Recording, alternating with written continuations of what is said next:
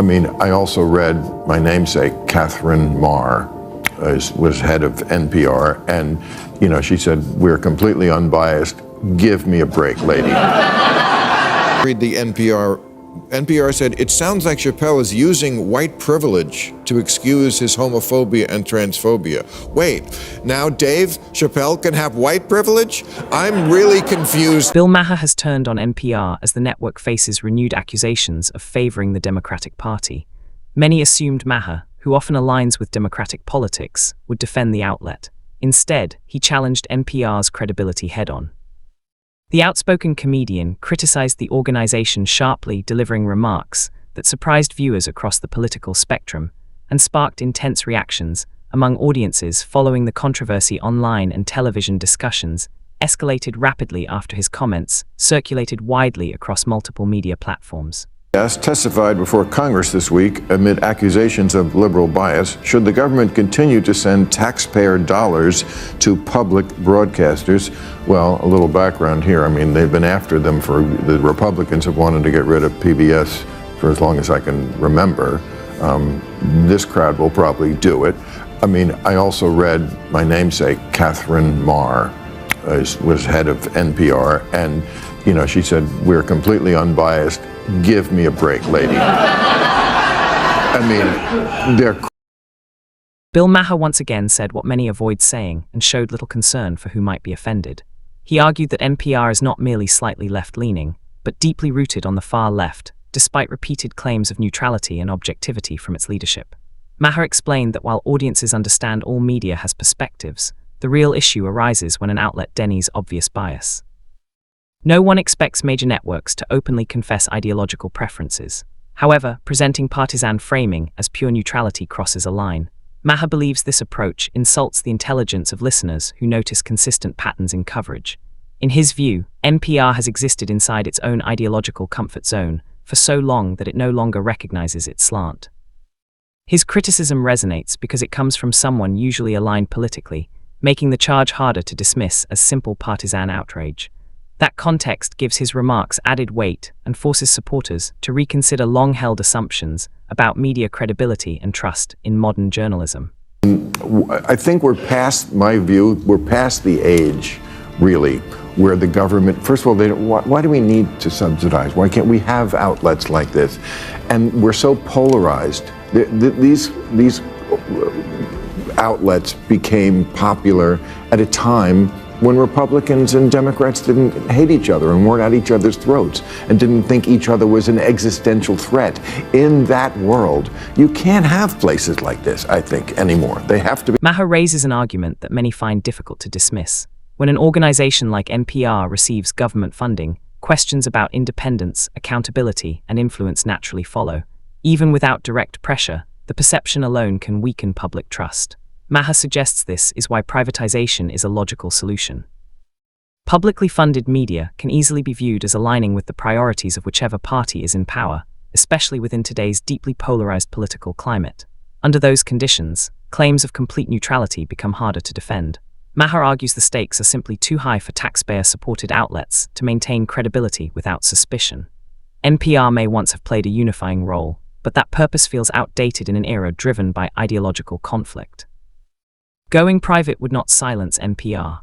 Instead, it would require the network to rely entirely on transparency, audience trust, and earned credibility. If NPR truly believes in its neutrality, privatization would offer the clearest proof of its commitment to fair and independent journalism today for audiences. I think Yuri Berliner, ex-NPR employer, his piece this week, where he said that they should just let go of the funding.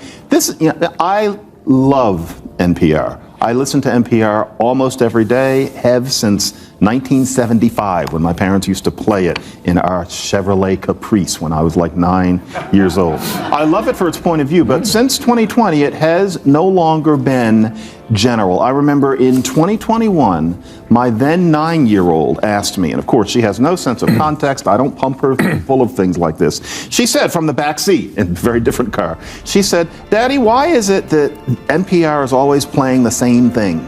And I said, what do you mean the same thing? And I swear she said, now she doesn't have a vocabulary, but she said, it's always about how somebody can't do. NPR's claims of neutrality faced renewed scrutiny after reports emerged about its edited interview with Kamala Harris. Editing interviews is standard practice across media.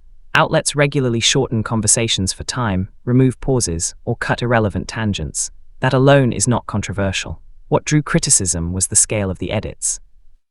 Leaked material suggested NPR went well beyond routine trimming, restructuring Harris's responses in ways critics say altered how her answers sounded compared to the original exchange. This is where concerns intensify. At that point, editing shifts from clarification to shaping perception. For skeptics, the incident reinforced long-held beliefs that NPR frames stories to favor certain political figures rather than simply reporting facts. Whether intentional or not, the episode weakened NPR's credibility.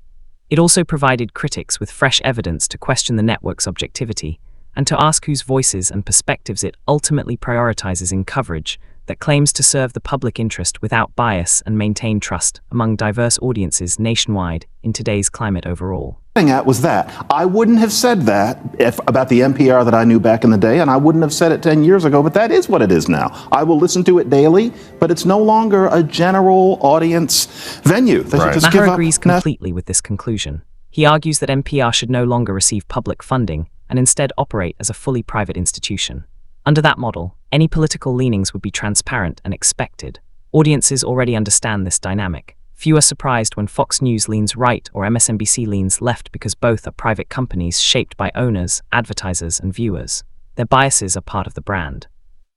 NPR, however, continues to frame itself as a neutral public service while drawing taxpayer money from people across the political spectrum. Maher sees this as the core contradiction. Privatization would not silence NPR or reduce its reach. It would remove the illusion of universal representation. Free from public funding, NPR could openly express viewpoints without claiming to speak for everyone. In a highly partisan media environment, Maher suggests honesty may now matter more than the promise of neutrality in shaping public trust and credibility today. It's because the reviews from the critics so at variance with the audience. Rotten Tomatoes, that's a amalgam of reviews. I think in this case 7. His special got a 43%. Audience 95. Says a lot about the differentiation between real people and the... Here, Maher points to what he considers a clear example of NPR's ideological bias. He references the controversy that followed comedian Dave Chappelle's jokes about the trans community, which angered activist groups and quickly ignited online outrage. Social media campaigns escalated almost immediately, with critics demanding Chappelle be cancelled and pressuring platforms to distance themselves from his work. NPR's coverage of the backlash stood out. The network highlighted a harsh critical review of Chappelle's comedy special, rating it just 4 out of 10. What NPR failed to emphasize, however, was the audience response. Viewers overwhelmingly disagreed, giving the same special an average rating closer to 9 out of 10. To Maher, this gap revealed more than differing opinions. It demonstrated selective framing. By elevating elite criticism while minimizing public reaction, NPR appeared less like a neutral reporter and more like a cultural gatekeeper, subtly steering listeners toward a preferred interpretation of the controversy and its broader social meaning. I don't have any problem with Latinx, but it doesn't seem to be making any inroads into the communities where most Latinx people live. And so you have this sort of educated dialect way of thinking. And that's the case here, where all of these people, I think, to get back to this simplicity idea, they see that Dave Chappelle is a comedian. There are layers of wit and irony and attitude going on. And instead, we're told to just read it as if it was the Three Bears, and we're being told that that's sophisticated, when really that means that these people who are, so annoyed that anybody says some words or expresses some ideas are saying that most of America aren't sophisticated. And yet, last time I checked, they were arguing on the basis of disempowered people. Maher's guest argues that what's often called the woke police thrive more on performance than substance.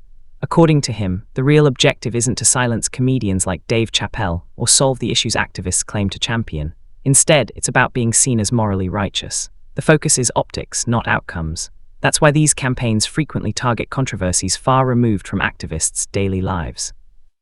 To Maher and his guests, this reveals a deeper flaw.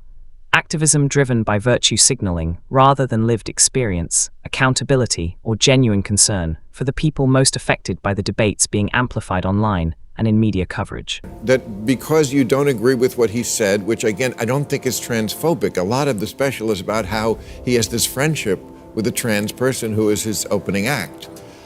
Maher's argument centers on responsibility and agency. He believes comedy doesn't create hatred, but reflects tensions and contradictions already present in society. Blaming comedians becomes a convenient shortcut for media outlets that favor outrage over complexity. Instead of confronting deeper issues, they turn entertainers into symbolic villains. Maher argues this isn't journalism. It's moral panic disguised as cultural criticism and media accountability. Let me read the NPR. NPR said, "It sounds like Chappelle is using white privilege to excuse his homophobia and transphobia." Wait, now Dave Chappelle can have white privilege? I'm really confused. This is precisely why Maher believes NPR should be defunded.